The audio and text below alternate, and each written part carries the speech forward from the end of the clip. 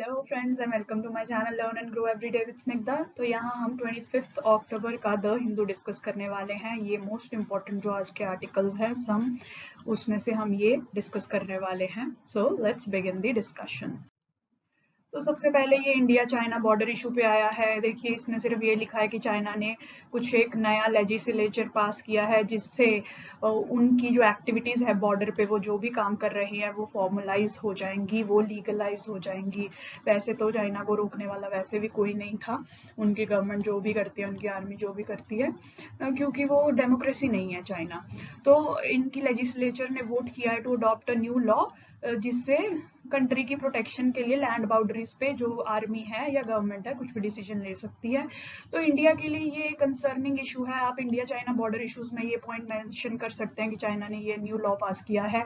ये major India के border issues हैं चाइना के साथ, जो आप ब्रीफली लिख सकते हैं। जो चाइना इंफ्रास्ट्रक्चर डेवलप कर रहा है, रोड्स, हाईवेज, एयरप्लेन्स को उतारने के लिए जो रनवेज बनाए जा रहे हैं, ये सब जो इंफ्रास्ट्रक्चर डेवलपमेंट चाइना डीपली कर रहा है वो भी इंडिया की तरफ, ये बहुत कंसर्निंग है इंडिया के लिए। कभी वॉर वगैरह छूट जाएगी तो स्टार्ट हो जाएगी तो चाइना को बड़ा बेनिफिट होगा। अपने ट्रूप्स को, अपने व्हीकल्स को, अपनी आर्मरी को बहुत इजीली वो मूव कर पाएगा इस इंफ्रास्ट्रक्चर की वजह से, जबकि इंडिया की साइड पे इंफ्रास्ट्रक्चर लेस डेवलप्ड है। उसके बाद ट्रूप्स बहुत ज़्यादा नंबर में अमास कर रहा है चाइना अपने बॉर्डर पे, फ्रंटियर विलेजेस बना रहा है। देखिए क्या होता है कि बॉर्डर के आसपास जो है आप ऐसे एस्टेब्लिशमेंट्स बना दो तो क्या होगा, एक तो आपका बॉर्डर के क्लेम्स जो है स्ट्रांग हो जाते हैं अगर आपकी एथनिसिटी के, आपकी लैंग्वेज के लोग, आपकी सिटीजनशिप के लोग वहाँ पे रह रहे हैं। और दूसरा ये आपको इन्फॉर्म भी करते रहते हैं। अब अगर इंडिया कभी सीक्रेटली यहाँ जाके कुछ एक्टिविटी करना चाहे तो यहाँ पे जो विलेजर्स रह रहे हैं ये जाके उसको चाइनीज आर्मी को अलर्ट भी कर सकते हैं। तो एज ये इनके आर्मी को भी हेल्प करते हैं। तो ये फ्रंटियर विलेजेस या बॉर्डर विलेजेस इन्हें कहा जाता है, ये बहुत इंपॉर्टेंट होते हैं और चाइना इनको भरपूर बढ़ चढ़ के बना रहा है। उसके बाद military exercises along the border भी कंडक्ट की जा रही है चाइना के द्वारा अपनी प्रिपेयर्डनेस को देखने के लिए, और रिपीटेडली हमारी बाउंड्री में, हमारे एरिया में ट्रांसग्रेस करता रहता है चाइना। तो ये major India China border issues है, आप अपने नोट्स में लिख के रखिए, ये आपको मदद करेंगे इंडिया और चाइना के रिलेशंस पे आंसर्स लिखने पे। नोट्स कैसे बनाने हैं इस पे मैं ऑलरेडी वीडियो बना चुकी हूँ, मैं डिस्क्रिप्शन लिंक में उसका लिंक दे दूंगी, आप प्लीज उसे यूज कीजिए अपने नोट्स को इफेक्टिव बनाने के लिए, डेली नोट्स को। तो नेक्स्ट इशू ये ई वेस्ट पे था, दिल्ली के एडिशन में आया है। अगर आप कोई और एडिशन देख रहे हैं तो उसमें आपको ये नहीं दिखेगा। तो इसमें बस ये बेसिक डाटा, ई वेस्ट बहुत इंपॉर्टेंट टॉपिक है आपके जीएस 3 पॉइंट ऑफ व्यू से। उसमें एनवायरमेंट के सेक्शन में क्वेश्चन पूछा जा सकता है, बहुत हाई प्रोबेबिलिटी है। इंडियन गवर्नमेंट ने ई वेस्ट रूल्स भी बनाए हुए हैं, आप वो भी जाके चेक कर सकते हैं। ये पूरा टॉपिक आपको प्रिपेयर करना है, उसके ये स्टैटिस्टिक्स पार्ट में आप ये लिख लीजिए।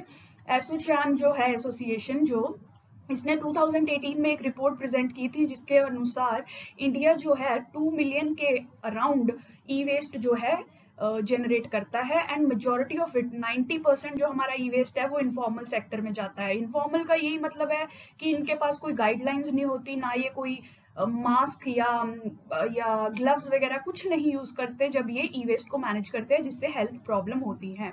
ई वेस्ट बेसिकली यही होता है जो आपके कंप्यूटर्स, एसी, रेफ्रिजरेटर, जितने भी आप इलेक्ट्रॉनिक आइटम्स सोच सकते हैं, मोबाइल्स, ये सब में से जो वेस्ट जनरेट होता है, आपकी चिप्स वगैरह जो आप रेजिड्यू रह जाता है उसको ये वेस्ट कहते हैं। ये बहुत ही अच्छा टॉपिक है, आप प्लीज इसे करके रखिए। ये स्टार्ट तो बना ही लीजिए अपने नोट्स में, जैसे जैसे पॉइंट्स आते रहेंगे हम ऐड करते रहेंगे। नेक्स्ट ये COP26, ये बहुत ही इंपॉर्टेंट टॉपिक है। इस पे मैं ऑलरेडी वीडियो एक डिटेल में बना चुकी हूँ। 23 अक्टूबर को डिस्कशन हो चुकी है नेट जीरो पे, तो आप वो भी जाके चेक कीजिएगा और यहाँ हम कुछ डिस्कशन कर लेते हैं इसकी। देखिए COP26 कॉन्फ्रेंस ऑफ पार्टीज, ये basically UNFCC, United Nations framework for climate change, जो कन्वेंशन हुई थी 1992 में, उसमें कंट्रीज ने कमिट किया था कि वो इकट्ठे मिलके हर साल क्लाइमेट चेंज को रोकने के लिए डिसीजंस लिया करेंगी, अपने गोल सेट किया करेंगी और उनको रिव्यू करा करेंगी। तो ये 1992 से अब 26th जो है मीटिंग इस साल हो रही है। तो इसमें देखिए वर्ल्ड का टारगेट यही है कि हमारी एमिशंस को 1.5 डिग्री तक लिमिट कर दिया जाए प्री इंडस्ट्रियल लेवल से। देखिए इंडस्ट्रियलाइजेशन स्टार्ट हुई थी 1750s में इंग्लैंड से इंडस्ट्रियलाइजेशन स्टार्ट हुई थी। आप वर्ल्ड हिस्ट्री में इसे पढ़ेंगे। तो तब जितना टेम्परेचर था हमें इंश्योर करना है कि वहां से 1.5 डिग्री से ज्यादा ना हो। ह्यूमैनिटी को अगर सरवाइव करना है तो ये साइंटिफिकली साइंटिस्ट ने टारगेट दिया है कि इससे ज्यादा आप बढ़ा नहीं सकते हैं अपना टेम्परेचर, ग्लोबल टेम्परेचर। तो वर्ल्ड ने ये टारगेट सेट किया हुआ है कि 2 डिग्री से कम, और टारगेट है कि 1.5 डिग्री तक ही रखना है, इससे ज्यादा हम राइज टेम्परेचर में नहीं होने दे सकते इंडस्ट्रियल लेवल से। तो इसी सीरीज में ये एक पेरिस अग्रीमेंट हुई थी 2015 में, COP21 जो हुई थी, जिसमें सारे नेशंस ने अपनी कमिटमेंट्स दी थी कि हम क्लाइमेट चेंज को रोकने के लिए नेशनली डिटर्मिन्ड कमिटमेंट्स इन्होंने अपनी दी थी। इन्हें NDCs कहा जाता है, नेशनली डिटर्मिन्ड कमिटमेंट्स। इंडिया की ये 3 कमिटमेंट्स थी, ये बहुत इंपॉर्टेंट है। इसे पेरिस अग्रीमेंट या पेरिस कमिटमेंट्स भी कहा जाता है। ये तीनों आप याद करके रखिए, ये आपको क्वेश्चंस में अपने आंसर्स में मेंशन करनी है। ग्रीन हाउस गैस को इंडिया रिड्यूस करेगा, फॉसिल फ्यूल बेस्ड जो पावर जनरेशन है उसको कम करेगा, उसके बाद फॉरेस्ट कवर भी अपना बढ़ाएगा। तो अब जो IPCC, ये भी inter governmental panel on climate change, ये भी एक ऑर्गेनाइजेशन इसी फ्रेमवर्क के अंडर रखी गई है, ताकि ये इवैल्यूएशंस वगैरह देती रहती है, रिपोर्ट्स देती रहती है कि कंट्रीज को क्या करना चाहिए। तो इसकी अब लेटेस्ट रिपोर्ट आई है, असेसमेंट रिपोर्ट 6th, ये इसकी लेटेस्ट रिपोर्ट है। तो इसके अनुसार इसका कहना है कि हमें अगर 1.5 डिग्री तक अपना टेम्परेचर राइज को लिमिट करना है तो हमें एमिशंस को 45% तक कम करना पड़ेगा 2010 के लेवल से। तो 2010 में जितनी भी एमिशंस थी हमारी, उससे हमें 45% अब कम एमिशंस करनी होंगी 2030 तक। ये हमारा टारगेट होना चाहिए, ये IPCC ने कहा है। ये नया टारगेट आप समझ लीजिए हो गया, ये बहुत इंपॉर्टेंट है अचीव करना अगर हम 1.5 डिग्री तक लिमिट करना चाहते हैं। तो फिर अब इसको अचीव करने के लिए US UN वगैरह नेट जीरो के कॉन्सेप्ट को बहुत ही बढ़ चढ़ के प्रमोट कर रहे हैं। ठीक है, नेट जीरो होता क्या है? देखिए नेट जीरो यही होता है कि आप जितनी एमिशंस कर रहे हैं उतनी वापस अब्सॉर्ब भी कर लीजिए। जैसे आपने फॉरेस्ट प्लांट किए, ट्रीज प्लांट किए, ट्रीज जो होता है कार्बन सिंक होती है, तो आप ऐसे मेजर्स यूज करें कि आप जितनी भी एमिशंस कार्बन की कर रहे हैं वो वापस अब्सॉर्ब होती रहे अपने ही इन्वायरमेंट में। कुछ भी बाहर ऊपर एयर में कोई भी एमिशंस नहीं होनी चाहिए, सारी इंटरनली अब्सॉर्ब हो जानी चाहिए। तो अब देखिए इंडिया में इस नेट जीरो के कॉन्सेप्ट को बहुत क्रिटिक किया जाता है, ये आपके एडिटोरियल में भी इसी क्रिटिक पे ही आर्टिकल आया है।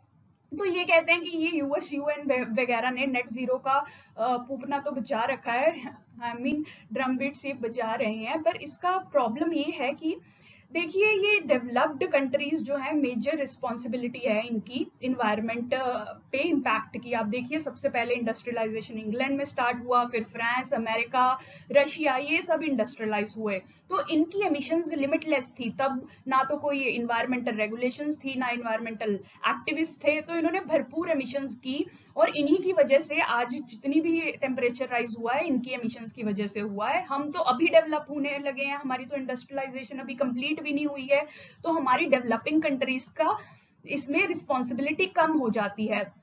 तो ये वही कहा जा रहा है कि अगर आप नेट जीरो चाहते भी हैं तो अपनी कॉमन बट डिफरेंशिएटेड रिस्पॉन्सिबिलिटी को भी रिकॉग्नाइज कीजिए। कॉमन सबकी रिस्पॉन्सिबिलिटी ये है कि क्लाइमेट चेंज को रोका जाए, ग्लोबल वार्मिंग को रोका जाए। डिफरेंशिएटेड रिस्पॉन्सिबिलिटी ये होनी चाहिए कि डेवलपिंग कंट्रीज की कम और डेवलप्ड वर्ल्ड की ज्यादा रिस्पॉन्सिबिलिटी होनी चाहिए इन क्लाइमेट चेंज के टारगेट्स को मीट करने के लिए। ये देखिए यहाँ मेंशन भी किया गया है कि डेवलप्ड वर्ल्ड जो है वो 75% एमिशंस के लिए, ग्रीन हाउस एमिशंस के लिए रिस्पॉन्सिबल है। तो इसका बर्डन भी ज्यादा इन्हीं कंट्रीज को उठाना चाहिए। सब कंट्रीज के लिए सेम टारगेट नहीं हो सकते, सेम ईयर तक आप अचीव करने वाले टारगेट्स नहीं रख सकते। फिर ये देखिए, यही उसी की कंटिन्यूएशन में लिखा जा रहा है कि यूएस वर्ल्ड का सेकंड लार्जेस्ट एमिटर है चाइना के बाद, पर इसकी जो कमिटमेंट्स है वो बहुत ही कम है उसके कंपैरिजन से जितनी इसकी रिस्पॉन्सिबिलिटी है। ऐसे ही बाकी कंट्रीज रशिया वगैरह भी अपनी रिस्पॉन्सिबिलिटी नहीं उठा रहे। ये ब्राजील में देखिए, इनके ये जो हेड ऑफ स्टेट हैं, इन्होंने तो ओपनली अमेजोन को जलाया और ओपनली कहा है अमेजोन फॉरेस्ट बहुत हमारे कार्बन सिंक्स हैं अर्थ के, और इनको ये जला रहे हैं, कह रहे हैं कि हमें डेवलपमेंट के लिए इनको क्लियर करना पड़ेगा, तो इसीलिए हम ये करेंगे। तो ये ब्राजील का भी बहुत क्रिटिसिज्म होता है। उसके बाद चाइना भी जो है अपनी डेवलपमेंट में भरपूर ग्लोबल एमिशंस कर रहा है। ये आर्टिकल में कह रहे हैं कि ये अकेला ही 1.5 डिग्री तक तो टेम्परेचर बढ़ा देगा, जितनी चाहिए हमको ये अकेला ही उसमें ऐड कर देगा। तो ये बहुत ही कंसर्निंग इशू है। तो वही है, ये आर्टिकल में कहा गया है आगे कि नेट जीरो बाय 50-50 अचीव करने से पहले आप 2030 के जो आपके नेशनली डिटर्मिन्ड कमिटमेंट्स हैं उस पे फोकस कीजिए। अगर आप ये कर पाएंगे तो ही आप नेट जीरो की तरफ पहुंच पाएंगे। नेट जीरो की जो अभी ड्रम बीट्स हैं वो अभी से शुरू मत कर दीजिए। तो ये यही कह रहे हैं कि इन्होंने यही कहा है कि जो 113 पार्टीज हैं ये यूएनएफसीसी की, इन्होंने नेशनली डिटरमिन्ड कमिटमेंट्स अपनी दी हैं, अपडेट करके दी हैं, अपने टारगेट्स अचीव जो अपने टारगेट्स हैं उनको अपडेट कर दिया है पहले से। 2015 जो पेरिस एग्रीमेंट थे उससे ज्यादा अपनी कमिटमेंट्स बढ़ा दी हैं कंट्रीज ने कुछ।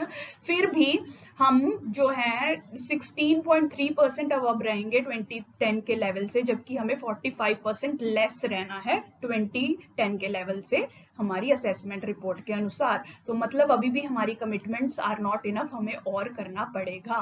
तो इसीलिए ये कह रहे हैं कि हमें फोकस करना चाहिए कि हमारी COP26 जो है वो सक्सेस हो और हम 2030 तक अपने टारगेट्स अचीव करने में सक्सेसफुल रहें। तो ये कहते हैं कि अगर हम ये करने में सक्सेसफुल नहीं रहते तो सबसे ज्यादा इम्पैक्ट तो लीस्ट डेवलप या अफ्रीकन या स्मॉल आइलैंड स्टेट्स में होगा। देखिए क्लाइमेट चेंज का सबसे ज्यादा इम्पैक्ट इक्वेटर और उसके अराउंड होगा। तो इसीलिए जो आइलैंड नेशंस है, जैसे सी लेवल राइज करेंगे उनके फ्लडिंग वगैरह स्टार्ट हो जाएगी। तो इसी तरीके से टेम्परेचर राइज करेगा तो भूखमरी और बढ़ेगी, पावर्टी और बढ़ेगी। तो ये सब जो गरीब कंट्रीज हैं, जो सी के पास रहने वाली आइलैंड कंट्रीज हैं, उन पे सबसे ज्यादा इम्पैक्ट पड़ेगा। तो इसीलिए ये डेवलप्ड वर्ल्ड की रिस्पॉन्सिबिलिटी बनती है कि वो थोड़ा इनके कंसर्न्स को देखें। तो वे फॉरवर्ड यही लिखा जा रहा है कि डेवलप्ड वर्ल्ड को एक तो अपनी कमिटमेंट्स मीट करनी चाहिए, कमिटमेंट्स को रेज भी करना चाहिए, अपने टारगेट्स को इंक्रीज भी करना चाहिए, और उसके बाद डेवलपिंग कंट्रीज को फाइनेंशियल असिस्टेंट देनी चाहिए, टेक्नोलॉजी ट्रांसफर करनी चाहिए, ताकि ये डेवलपिंग कंट्रीज जो है वो ग्रीन वे में डेवलप हो सकें। देखिए उनके पास इतना पैसा नहीं है कि वो फॉसिल फ्यूल से किसी और सोर्स में कन्वर्ट हो जाएं, इतनी रिसर्च नहीं कर सकती वो नई टेक्नोलॉजी पे। तो ये डेवलप्ड वर्ल्ड का ही कर्तव्य है कि वो ऐसी टेक्नोलॉजी और फाइनेंसेस दे ताकि डेवलपिंग कंट्रीज डेवलप भी हों और साथ में ग्रीन वे में डेवलप हों। उसके बाद आर्टिकल में ये भी लिखा है कि डेवलपिंग कंट्रीज लाइक इंडिया अपने टारगेट्स को थोड़ा बहुत इंक्रीज कर सकती हैं। वैसे तो ये कॉमन बट डिफरेंशिएटेड रिस्पॉन्सिबिलिटी के प्रिंसिपल से डेवलप्ड वर्ल्ड का ज्यादा रोल बनता है कमिटमेंट्स बढ़ाने का। पर ये कहा गया है कि अगर इंडिया या ऐसी कंट्रीज कुछ अपनी कमिटमेंट्स में इंक्रीज कर दें तो अच्छा होगा। देखिए सारी अर्थ का ही ये बेनिफिट है, स्पेशली हम पे ही सबसे ज्यादा, इक्वेटर के पास जो कंट्रीज है उस पर ही ज्यादा इम्पैक्ट होगा। तो अगर हम कुछ कर सकते हैं इसके रिगार्ड तो करना चाहिए। तो वो बहुत इंपॉर्टेंट आर्टिकल है, प्लीज उसे अच्छे से कवर कीजिएगा। अब ये FATF ये भी बहुत इंपॉर्टेंट ऑर्गेनाइजेशन है, इसके बेसिक्स जाके प्लीज कीजिए। GS2 में इंटरनेशनल रिलेशंस या इंटरनेशनल बॉडीज में इस पे आराम से क्वेश्चन आ सकता है। बहुत देर से ड्यू है, अभी तक आया नहीं है, ये इजीली आ जाएगा। तो इसमें ये FATF जो है इसका बेसिक फंक्शन यही है कि मनी लॉन्ड्रिंग और टेररिस्ट फाइनेंसिंग को बेसिकली कंट्रोल करने के लिए ये बॉडी बनाई गई है। जैसे हमने UNFCC पढ़ा, वो इन्वायरमेंट को चेक करने के लिए इंटरनेशनल बॉडी है, ऐसे ही ये FATF financial action task force जो है टेररिस्ट फाइनेंसिंग को और मनी लॉन्ड्रिंग को कंट्रोल करने के लिए बनाई गई है। ये दो बेसिक इसके ऑब्जेक्टिव्स है। तो इसमें क्या हो रहा है कि देखिए ये कंट्रीज को वेरियस लिस्ट में डाल देती है उनकी कमिटमेंट्स और उनकी फंक्शनिंग के अकॉर्डिंग। तो पाकिस्तान 3 साल से ग्रे लिस्ट में ही पड़ा है इसके बाद इसकी सिर्फ ब्लैक लिस्ट बची है, जिसके अकॉर्डिंग इसको कुछ भी असिस्टेंस या कुछ नहीं मिलेगी। अगर ऐसी लिस्ट में ये कंट्रीज आ जाती हैं तो इन पे इनकी इन्वेस्टमेंट्स पे इम्पैक्ट होता है। जो इन्वेस्टर्स हैं बड़े, वो यहाँ पे इन्वेस्ट नहीं करना चाहते, इन्वेस्टर कॉन्फिडेंस जो है वो कम हो जाता है, तो इनकी इकोनॉमी बहुत सफर करती है। FATF की लिस्टिंग का ये सिग्निफिकेंस है।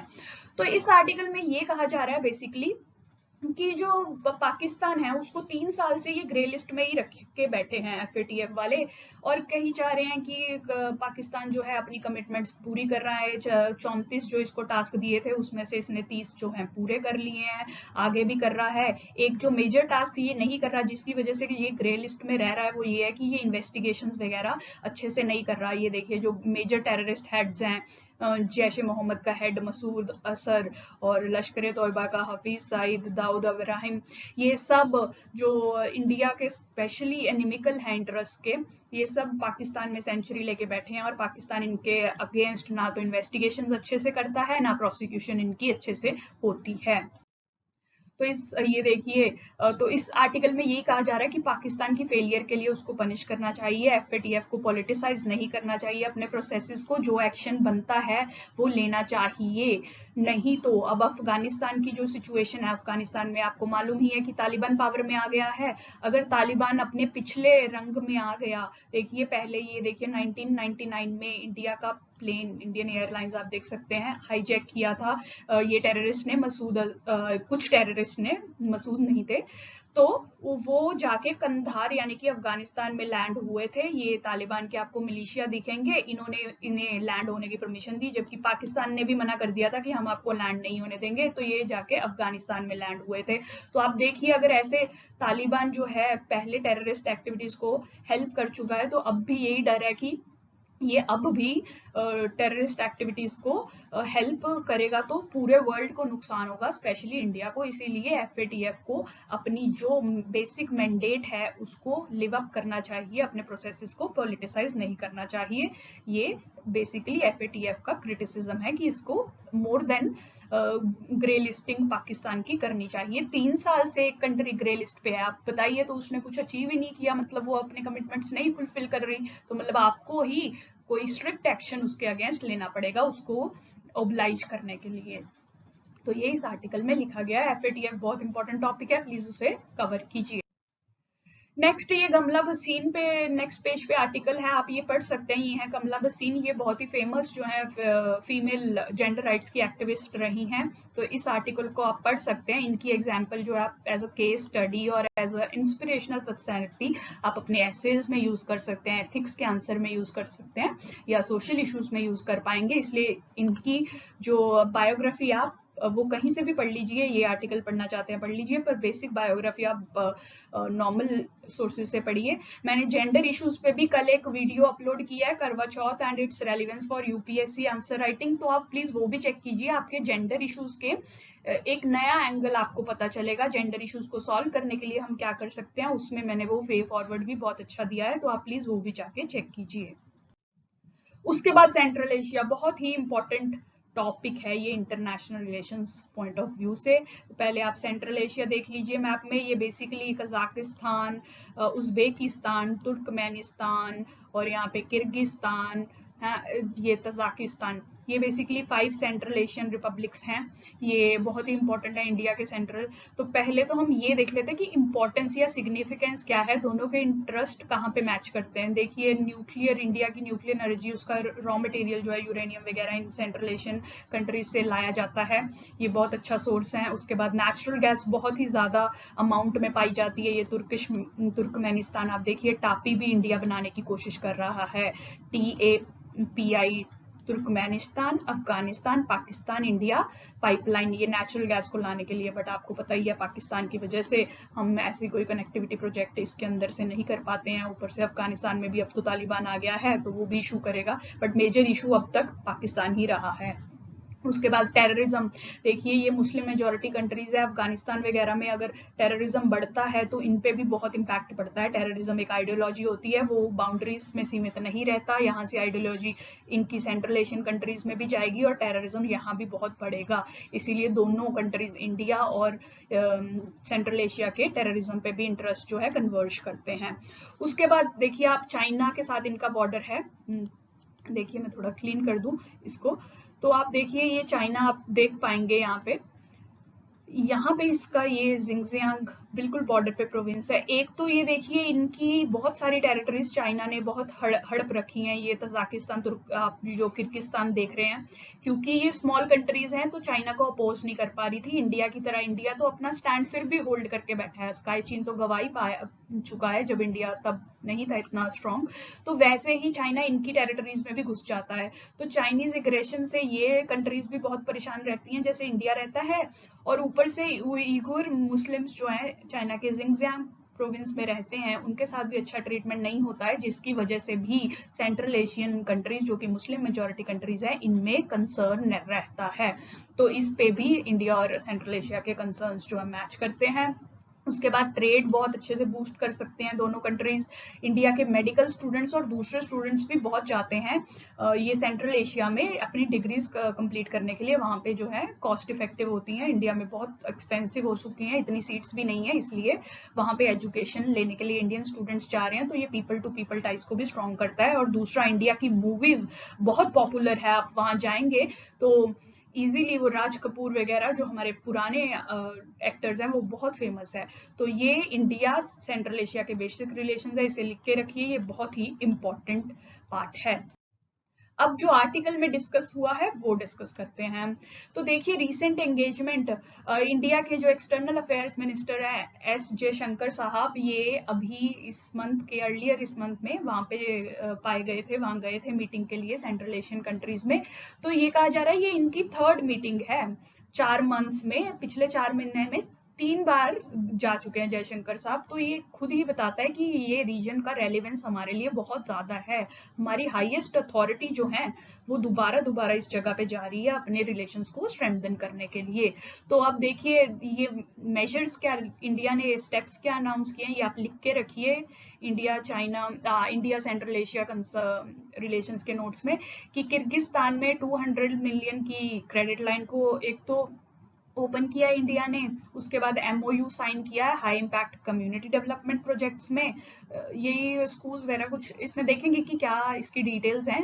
कम्युनिटी डेवलपमेंट के लिए प्रोजेक्ट्स इंडिया इन्वॉल्व करेगा, ये 2nd मेजर लिया गया है। उसके बाद कजाकिस्तान में जाके इन्होंने ये कॉन्फिडेंस बिल्डिंग मेजर की कॉन्फ्रेंस को भी अटेंड किया, जहाँ पे इन्होंने एक तो चाइना के BRI को टारगेट किया और पाकिस्तान की टेररिज्म एक्टिविटीज को अटैक किया। ये दोनों ही कंसर्न्स है सेंट्रल एशिया के लिए। देखिए BRI में क्या होता है कि चाइना इंफ्रास्ट्रक्चर प्रोजेक्ट के लिए लोन्स देता है दूसरी कंट्रीज को, पर ये क्या करता है उनकी रीपेइंग कैपेसिटी से ज्यादा लोन दे देता है। ये कंट्री जो है रीपे नहीं कर पाती, और फिर क्या होता है, ये जैसे कि जमींदार की तरह एक्ट करता है, कहता है कि जमीन मेरे नाम करो। जैसे आपने श्रीलंका में देखा होगा, हम्बनतोता में यही किया है। श्रीलंका इनको लोन्स जो है रीपे नहीं कर पाया, और हम्बनतोता उनको 99 ईयर की लीज पे चाइना को देना पड़ा श्रीलंका को। तो ये डेट ट्रैप इसे कहते हैं, डेट ट्रैप डिप्लोमेसी को यूज कर रहा है BRI के अंडर, इसीलिए इंडिया क्रिटिसाइज कर रहा है और सेंट्रल एशियन कंट्रीज को कह रहा है कि आप अवेयर रहिए, BRI जो है इतना बेनिफिशियल नहीं है, ये हार्मफुल है आपके इंटरेस्ट के, इसीलिए वहां पे इनको क्रिटिसाइज किया जयशंकर साहब ने। तो ये रिसेंट अग्रीमेंट्स हो गए। उसके बाद आर्टिकल ने कहा है कि हम पहले भी इंडिया बहुत तरीकों से एंगेज कर चुका है सेंट्रल एशिया के साथ। तो ये आप स्टेप्स लिख लीजिए कि इंडिया ने सेंट्रल एशिया की तरफ क्या स्टेप्स लिए हैं। तो पहला है कि इंडिया ने स्ट्रैटेजिक पार्टनरशिप अग्रीमेंट्स किए हैं कजाकिस्तान, तजिकिस्तान, उज्बेकिस्तान के साथ। इसका मतलब डिफेंस और ट्रेड टाइज को हम स्ट्रॉन्ग करेंगे। उसके बाद कनेक्ट सेंट्रल एशिया पॉलिसी, ये कीवर्ड है, प्लीज लिख के रखिए। कनेक्ट सेंट्रल एशिया पॉलिसी भी इंडिया ने लॉन्च किया अपने हर एरिया में political, economic, historical, cultural connections को स्ट्रॉन्ग करने के लिए। उसके बाद कनेक्टिविटी, अब मैंने आपको बताया कि पाकिस्तान तो हमें कनेक्टिविटी नहीं देता, अफगानिस्तान में टेररिज्म इतना है, उसकी तरफ से भी हम नहीं जा सकते, इस तरफ चाइना है, चाइना की तरफ से तो जा ही नहीं सकते। तो फिर अब हम क्या कर रहे हैं, सी रूट यूज करने की कोशिश कर रहे हैं और ईरान के थ्रू यहाँ सेंट्रल एशिया में पहुंचने की कोशिश कर रहे हैं। इसलिए हमने ईरान के चाबार पोर्ट को जो है डेवलप करने के लिए भी ये किया है कमिटमेंट। इससे हमारे ईरान के साथ भी रिलेशन स्ट्रांग होंगे और सेंट्रल एशिया तक भी हम पहुंच पाएंगे। तो कनेक्टिविटी के लिए, सेंट्रल एशिया से कनेक्टिविटी बनाने के लिए इंडिया ने चाबार प्रोजेक्ट भी लॉन्च किया है। उसके बाद ये अशगाबाद अग्रीमेंट भी बहुत इंपॉर्टेंट है, ये भी इंडिया ने साइन कर लिया है। इस पे ऑलरेडी 2018 के मेंस में क्वेश्चन आ चुका है कि व्हाट इज दिस अग्रीमेंट, इसमें कौन कौन सी कंट्रीज इन्वॉल्व है, इसकी सिग्निफिकेंस क्या है। तो ये भी बहुत इंपॉर्टेंट है इंडिविजुअली भी, तो इसे भी आप कर लीजिएगा। और ये सेंट्रल एशिया के 4 मेन पॉइंट्स लिख के रखिए कि इंडियन गवर्नमेंट ने क्या एफर्ट किया है अपने रिलेशंस को स्ट्रेंथन करने के लिए। फाइनली यही कहा जा रहा है कि बस कि इंडिया को अपने रिलेशंस, अपनी एंगेजमेंट को स्ट्रॉन्ग करना चाहिए, जो कॉमन पॉइंट्स हैं उनको प्रेस करना चाहिए और इसी तरीके से आगे बढ़ते रहना चाहिए। सेंट्रल एशिया जो है स्ट्रैटेजिकली बहुत इंपॉर्टेंट प्लेस है हमारे लिए। फाइनली ये एक आर्टिकल आया था जिसमें पंजाब की केस स्टडी आप आंसर राइटिंग में यूज कर सकते हैं कि कैसे पंजाब ने टेक्नोलॉजी यूज करके इलीगल ब्रूरीज, इलीगल डिस्टिलेशन को चेक किया है ऑपरेशन रेड रोज के अंडर। तो आप इसे पढ़िए, केस स्टडी लिख लीजिए। अपनी टेक्नोलॉजी इन पोलिसिंग के टॉपिक में आप इस केस स्टडी को यूज कर सकते हैं, गवर्नेंस के टॉपिक में यूज कर सकते हैं, गुड गवर्नेंस क्या होती है, एफिशिएंट गवर्नेंस क्या होती है। तो ऐसी केस स्टडीज की एक आप लिस्ट बना के रखिए जो आपको आंसर राइटिंग में हेल्प करेगी।